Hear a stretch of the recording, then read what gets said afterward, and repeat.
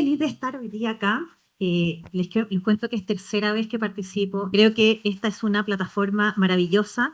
De hecho, debo reconocer que es el único lugar donde he visto en un solo lugar reunido a personas del mundo de la tecnología, del real estate. Así que me encanta que tengamos esta conversación cruzada. Esto no es una conversación que hay que postergar. Esto se trata de cómo hoy día hacemos las cosas distintas. Y por lo mismo vamos a estar hablando de liderazgo y cultura, pero también lo vamos a estar hablando de una manera bien aterrizada. Les voy a contar el caso de la transformación cultural de una empresa donde me tocó trabajar, y vamos a ver cuáles fueron las claves de este éxito. Hoy día hemos escuchado sin parar de la inteligencia artificial desde el estreno en sociedad, ChatGPT, noviembre de 2022, pero ¿qué realmente es el impacto que estamos teniendo con eso? ¿Cuáles son las preguntas importantes que nos tenemos que hacer? Y sobre todo, ¿cuál es la dinámica que nosotros tenemos que cultivar dentro de las organizaciones para que sean organizaciones que puedan adaptarse a todos los cambios de su entorno? Y eso es lo que vamos a ver hoy día. Primero quiero pedirles ayuda para que analicemos juntos esta imagen. Acá vemos, vamos a decir, las esferas. Y hay una esfera que es la esfera color dorado. Que si decimos que es la esfera líder, lo está haciendo bien, ¿o no? Porque está siendo claro en su mensaje. Está diciendo el lugar hacia el cual tenemos que ir es hacia allá. ¿Y están entendiendo ese mensaje? Estas esferas plateadas que están detrás. Podríamos decir, ¿o no? ¿Sí? Porque están ordenadas, están... Si no fuera clara esta esfera dorada con este mensaje, imaginémonos por un segundo cómo sería esta foto. ¿Dónde estarían las esferas plateadas? Distintos lados, ¿verdad? Por acá, por acá, por allá. No habría una coherencia. No podríamos nosotros juntar, ¿verdad?, nuestros esfuerzos en avanzar hacia allá y poder ir todos juntos hacia un objetivo, hacia una meta. Y esto representa la importancia del liderazgo y de dar los mensajes claros. Porque estamos viviendo un entorno de muchísimo cambio, y una de las cosas que está cambiando es cuáles son las habilidades que nosotros tenemos que desarrollar para el futuro. Hay un informe que a mí me gusta mucho, que se publica cada 2 años, se publicó en enero de este año, del Foro Económico Mundial, y anticipa para el año 2030 cuáles van a ser las habilidades más demandadas por las organizaciones. Y vemos que están en este listado. Las 3 primeras son de tecnología, inteligencia artificial, ciberseguridad, expertise tecnológica, pero luego vemos que aparece un grupo distinto de habilidades. Aquí aparece el grupo de habilidades humanas.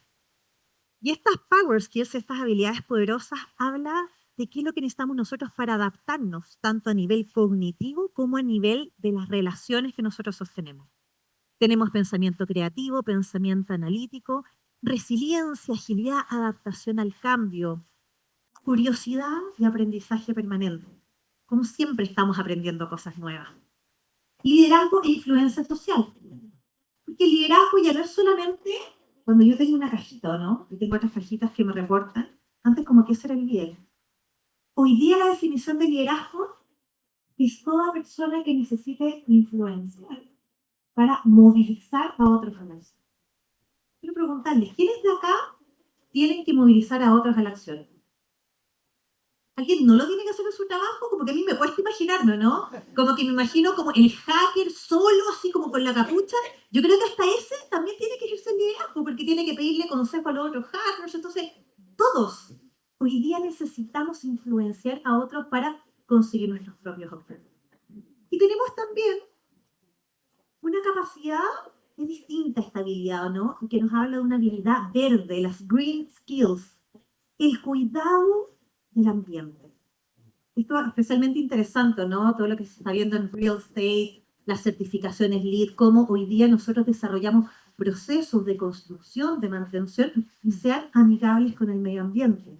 Lo vemos en otras industrias, energía, transporte. Así que esto es parte de lo que está construyendo el futuro. Las habilidades de la tecnología, las power skills y también estas habilidades verdes. Y la cultura, ¿cómo se construye? ¿Cómo nosotros logramos, ¿o no?, que tener esta dinámica donde damos los mensajes claros y donde también la cultura va a reforzar que se realicen ciertas conductas? Los líderes son los que van marcando la pauta dentro de las organizaciones con lo que dicen y con lo que hacen. Entre estas dos, decir o hacer, ¿Qué es más importante como mensaje? El hacer. Porque el equipo interpreta lo que el líder hace, eso es finalmente lo que es importante, no lo que se dice. Muchas veces pasa que se dicen cosas, pero se hacen otras. El mensaje que queda es lo que se hace. Tenemos que buscar cómo ser coherentes. Y en la medida que el líder dice y hace, se va modelando nuestra cultura organizacional. ¿Y qué es lo que hace la cultura? La cultura son esas creencias compartidas que permiten que se refuercen ciertas conductas, que la gente actúe de un modo o de otro. Oye, acá en esta empresa es importante el tema de la puntualidad. Entonces, oye, yo tengo que llegar 5 minutos antes a las reuniones y si alguien llegó tarde, oye, van a poner mala cara. O da lo mismo, de hecho, el último que llega es el jefe. Ah, entonces acá no es importante. Eso es la cultura, lo que se va reforzando dentro de un equipo de trabajo. ¿Y por qué son tan importantes las conductas? Porque las conductas es lo que nos lleva finalmente a tener resultados. Los resultados de negocio dependen de lo que la gente haga y de lo que la gente no hace. Y estas conductas, ¿cómo se van reforzando? Con la cultura y con la conducta. Y esto que puede sonar bastante lógico, muchas veces está disociado en la mente de las organizaciones. Pensamos que los temas de liderazgo y de cultura, son temas de recursos humanos. Sí, son temas de recursos humanos, como no, medio fumado, ¿no? Esto es lo importante. No, no es así. Todo está conectado. Cuando nosotros trabajamos en liderazgo y la cultura, vamos a lograr que se desarrollen estas conductas y vamos a conseguir los resultados de negocio. Por lo tanto, este es un tema que nos atañe a todos, no solamente a un área, no solamente al área de personas. Esta frase yo sé que todos la conocemos y la hemos escuchado. Y creo que fue especialmente importante en una época donde reinaban los ingenieros y los procesos, y como que si venía un consultor que me daba un plan de negocio y me decía hay que hacer esto, esto, esto, y este es el retorno esperado, se suponía que todo iba a funcionar bien. Y generalmente se olvidaba un factor importante. Al que no se invitaba a la mesa de conversación era justamente a las personas que tenían que ver con los procesos de liderazgo y de cultura organizacional. Eso es un error. ¿Por qué? Porque la cultura se come a la estrategia en el desayuno. Si nosotros elaboramos una estrategia sin considerar lo que está pasando a nivel de nuestra cultura, no modelamos, no adaptamos nuestra cultura hacia ese nuevo escenario de negocios que queremos hacer, adivinen qué pasa. No pasa nada, no funciona, no avanzamos. Por lo tanto, cuando hablamos de la estrategia de negocio, cuando hacemos la planificación estratégica, es importante que tengamos las conversaciones. Entender dónde está hoy día nuestra cultura organizacional, entender cuál es nuestro estilo de liderazgo, qué está pasando con nuestros talentos, identificar cuáles son las brechas que tenemos para avanzar hacia ese nuevo escenario. ¿Cómo se puede cambiar una cultura? No es algo fácil, no es algo fácil, yo creo que es algo que hay que reconocer, pero se puede hacer. Se puede hacer con un trabajo muy coordinado en la medida que yo identifico cuáles son las nuevas conductas que yo quiero que ocurran, cómo yo también voy modificando los sistemas y los procesos que tengo dentro de la organización, símbolos, y cómo voy cambiando también el storytelling, mi relato. Y esto que nos puede sonar muy teórico, quiero que lo llevemos a ver un caso real. ¿Ya? ¿Por qué? Porque la tecnología reinventa los negocios, pero las relaciones humanas siguen siendo la clave del éxito. Y por eso es importante que entendamos, que veamos la importancia de cómo esto nos ayuda finalmente a tener éxito a nivel empresarial. Y otro adelanto de qué es lo que va a venir y cuáles van a ser los desafíos. Nuestros equipos de trabajo ya no van a ser los mismos que conocemos. Hoy día estamos acostumbrados a tener un equipo 100% personas. Esto es lo que está empezando a ocurrir. Nuestros equipos van a ser compuestos por fuerza de trabajo humana y por la fuerza de trabajo digital. Vamos a tener a personas, roles, cargos y vamos a tener a agentes de inteligencia artificial. ¿Cómo yo voy a aprender a liderar ese nuevo escenario? Y eso va a ser otro reto para el liderazgo. El caso que vamos a ver es de Microsoft. ¿Por qué vamos a hablar de este caso? Bueno, uno, porque trabajé en Microsoft y me tocó vivir parte de lo que voy a contar sobre esta transformación cultural. Nosotros podemos decir, pero las empresas de tecnología como que nacen con la tecnología, son digitales, como que la cultura per se los acompaña. Yo les voy a mostrar que no es tan así. La cultura tiene los mismos desafíos que cualquier otra organización. Vamos a hablar desde el principio cómo fue este cambio y qué es lo que se hizo para poder avanzar. Y otra razón de por qué quiero hablar de Microsoft, porque efectivamente este cambio cultural que se inició hace más de 10 años en la empresa, hoy día ha permitido que sea uno de los socios principales de OpenAI y que esté considerada como la segunda empresa más valiosa del mundo en capitalización bursátil. Así que algo ha estado haciendo bien. Entonces, veamos qué es lo que está por detrás, cómo las personas y el liderazgo y la cultura han sido un factor determinante en ver hoy día cómo se está liderando en la innovación y en la era de la inteligencia artificial. Para poder hacer este relato, yo eso sí necesito que todos me acompañen. Y tengo que hacerles la siguiente invitación, a ver si me aceptan. Necesito que todos nos metamos en una máquina del tiempo. ¿Aceptamos la invitación? Vamos a retroceder al año 1980. Yo sé que muchos de ustedes no habían nacido, pero les voy a pedir que por favor hagan el esfuerzo de pensar en que estamos retrocediendo al año 1980, ¿ya? Nos vamos a meter entonces en nuestra máquina del tiempo.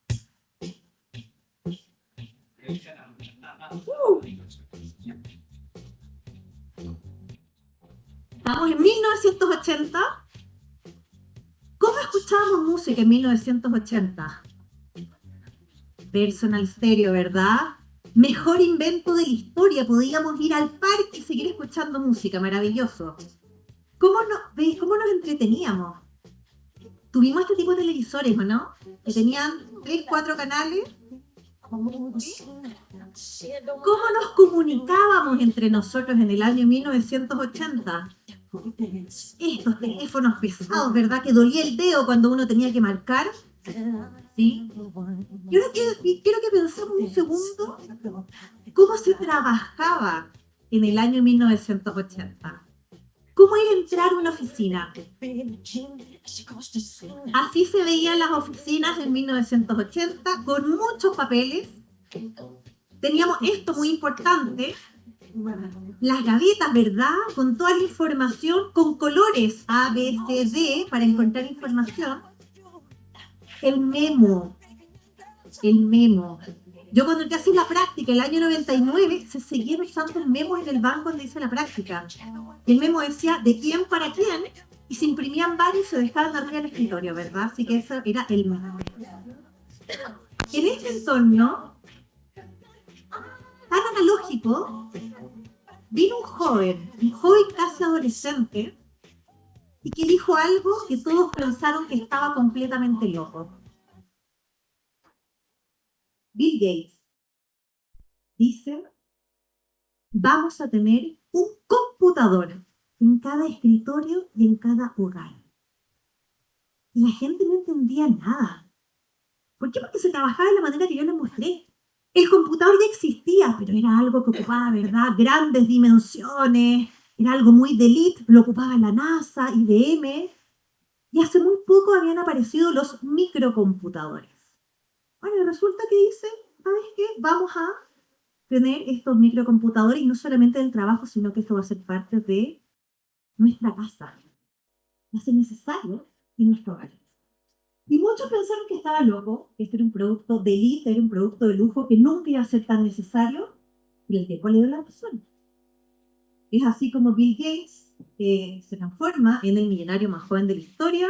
Con 30 años aparece portadas de varias revistas, Fortune, Time, Success, 2 veces revista Time, Master of the Universe. Yo pienso, oye, si yo a los 30 años hubiera aparecido en la revista Time con ese titular, oye, qué difícil después, ¿no? ¿Cómo manejas el ego después de eso? Imagínense. Bueno, pero como todo líder que es muy exitoso, que le iba muy bien, él decide, cuando ya la empresa estaba creciendo, ya estaba prácticamente usando Office y Windows a nivel mundial, dice, yo me voy a retirar porque creo que yo he ganado mucho dinero y llegó mi hora de devolverle esto al mundo. Y él decide fundar la Fundación Bill y Melinda Gates para ayudar en los grandes problemas de la humanidad y dice, bueno, tengo que buscar un sucesor. Esto ocurre el año 2000. Y para buscar un sucesor, elige un compañero de universidad de Harvard, que a diferencia de Bill, sí se tituló, que ya era empleado de Microsoft, que se llama Steve Ballmer. ¿Cómo le fue a este compañero? Le fue tan bien. Microsoft, que había avanzado muchísimo, estaba muy arriba, tenía, ¿verdad?, ya su software en la mayoría de los computadores del mundo, pero resulta que durante este nuevo periodo, estos eran los titulares de la prensa. La década perdida. El precio de la acción estancado. No subía el precio de la acción. ¿Qué es lo que puede haber pasado en este periodo? Hubo también el avance de muchas otras empresas como Apple, Google, dieron avances importantes. Y vamos a tratar de entender cómo el liderazgo también se conecta con el negocio. Vamos a irnos ahora, vamos a avanzar en el tiempo al año 2007. Algo pasó el año 2007 en el mundo de la tecnología. Un lanzamiento, un nuevo producto. El iPhone. Bueno, vamos a ver un video que dura 1 minuto. Necesito que ustedes me ayuden a analizarlo, porque vamos a ver el lanzamiento del iPhone y vamos a ver cuál es la reacción de Steve Ballmer, el gerente general de Microsoft. Three things: a widescreen iPod with touch controls, a revolutionary mobile phone, and a breakthrough internet communication device. $500 fully subsidized with a plan? I said, that is the most expensive phone in the world. An iPod, a phone. And it doesn't appeal to business customers because it doesn't have a keyboard, which makes it not a very good email machine. And an internet communicator. Right now, well, let's take phones first. Right Okay. now, we're selling millions and millions and millions of phones a year. Apple is selling 0 phones a year. In 6 months, they'll have the most expensive phone by far ever in the marketplace. And let's see, An iPod, a phone. Are you getting it? ¿Qué vimos acá? ¿Qué vimos acá? ¿Qué adjetivos podríamos decir de este liderazgo? ¿Mm? Soberbia, mucha soberbia. ¿Ya? Resistencia. Ceguera, no estoy viendo, esto era una revolución. O tal vez podría ser claro para mostrar que estoy seguro que los productos que tengo no quiero mostrar. Si nosotros tenemos en una organización este tipo de liderazgo, ¿eso permea en la cultura de la organización? ¿Tendrá algo que ver o no? ¿Qué creen ustedes? Bueno, yo les voy a mostrar, hay un caricaturista que el año 2012 hizo un dibujo de cómo era la cultura organizacional de las principales empresas tech. Y vamos a ver cómo dibujó a Microsoft. Esto es la cultura interna de la empresa. Esta es la cultura interna. Y vemos que aparece, ¿es una empresa unificada? ¿O es como que fueran varias empresas en una? Varias empresas, ¿verdad? Tenemos 3 empresas distintas. Podríamos decir probablemente que una por producto, ¿no? Tiene unas pelotitas ahí azules. Entonces unas Windows, otras Office, otras Xbox. Bien vertical o no, bien jerárquica. ¿Y cómo es la relación entre estas áreas? ¿Hay colaboración? No hay colaboración para nada, ¿no? Al contrario, ¿no? Hay rivalidad, hay pistolas, hay agresión. ¿A ustedes les gustaría trabajar en esta empresa? Bueno, esto es lo que Manu Cornet dibujó el año 2011. Se veía que tenía que haber un cambio, y ese cambio llegó. Otra cosa importante, el mercado de los computadores, que era como principalmente Microsoft generaba sus ingresos, empezó a partir del año 2012 a achicarse. ¿Por qué? Porque aparecieron otros productos sustitutos, la tablet, el smartphone. Entonces, no solamente había esto a nivel de cultura, sino que además el mercado se estaba disminuyendo. Este es un gráfico con el precio de la acción. Si alguien todavía tiene dudas cómo el negocio se relaciona con el liderazgo, les voy a mostrar lo siguiente. Periodos en que hay cambios de gerente general. Bill Gates deja la acción ahí arriba. Steve Ballmer, la década perdida. Y vienen aires de cambio y el año 2014 asume el nuevo gerente general, Satya Nadella, primer gerente general no americano, de hecho de India, ingeniero que hasta ese entonces lideraba la división de cloud. Miren lo que pasó. ¿Cuál fue el secreto? La declaración, el primer día que asume Satya, es como cultura, ¿qué es lo que iban a hacer? Se iban a mover de un grupo de sábelo todos a un grupo de personas que quiere aprenderlo todo. Así que ahí, eso es lo que el primer día señaló. Porque él veía que esta era una empresa que él quería mucho, ya llevaba muchos años trabajando, pero veía que este tema de la competitividad, ¿verdad?, de la poca colaboración no le estaba haciendo bien a la empresa. Y redefine la misión. Ya ahora se hubiera ocupado la misma visión, hubieran dicho que estaba loco, pero claro, porque los computadores ya estaban masificados, pero esta nueva visión es una visión que tiene mucho de propósito, de cómo empoderar a cada persona y organización del planeta a lograr más, a poder desarrollar su potencial. Y eligen nuevos pilares culturales que se basan en la mentalidad de crecimiento o growth mindset. También ponen la obsesión por los clientes como un eje importante, la diversidad y la inclusión, trabajar como un solo Microsoft, colaboración. Y todo esto para marcar la diferencia. ¿Qué es la mentalidad de crecimiento, el growth mindset? No es una sola cosa, es una actitud ante la vida que nos habla de estar abiertos al aprendizaje, de la adaptabilidad, de la confianza entre las personas, la proactividad, foco en las personas y en la colaboración que era tan necesaria. Y por supuesto, ¿qué va a pasar con los líderes? ¿Cuáles son los focos que queremos que hagan los líderes? Se simplifica mucho el mensaje. En vez de tener decálogos y cosas que nadie al final se acuerda, 3 conceptos, 3 mensajes simples pero muy potentes.